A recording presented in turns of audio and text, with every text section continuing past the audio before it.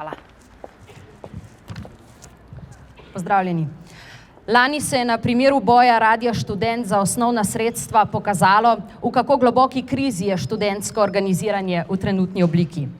Študentska organizacija Univerze v Ljubljani je po enostranskem poskusu, da bi amputirala svoj najprepoznavnejši zavod iz študentskega proračuna, denarja vseh študentov in študentk, v javnosti doživela hladen tuš.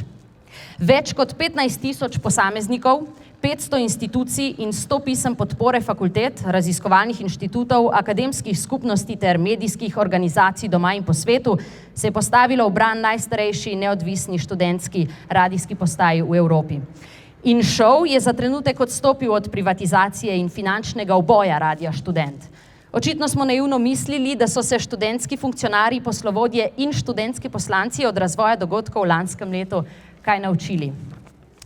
Študentski funkcionarji so lansko zmanjšanje sredstev Radiu Študent za 40.000 evrov utemeljevali slabo finančno situacijo. Izkazalo pa se je, da je bilo pandemično leto 2021 za šov sila uspešno, saj je imel slabih 208.000 evrov presežka.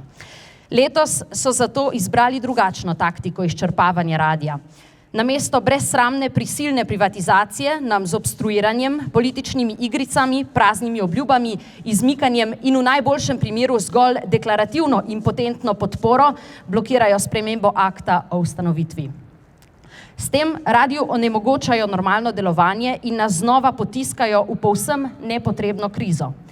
Sprememba akta o ustanovitvi bi morala biti zgolj formalnost. V primeru študentskega kampusa je tudi bila. Za ohranitev statusa neke nevladne organizacije in za normalno pridobivanje razpisnih in donacijskih sredstev potrebnih prav zaradi rekordno nizkega osnovnega financiranja šov v zadnjih letih. A se je spremenila v neskončno serijo sprenevedanj, odlašanje v nedogled in očitno načrtno sabotiranje naše institucije. Šov bojkotira potrditev sprememb akta, čeprav jo je v besedi v njihov hišni odvetnik, ki mu za svetovanje plačujejo 120 evrov na uro. Odzivi predstavnikov šov in študentskih političnih skupin na našo izjavo za javnost v prejšnjem tednu, kolikor so jih sploh podali, kažejo na skoraj popolno nerazumevanje poslanstva šov in delovanja Radia Študent.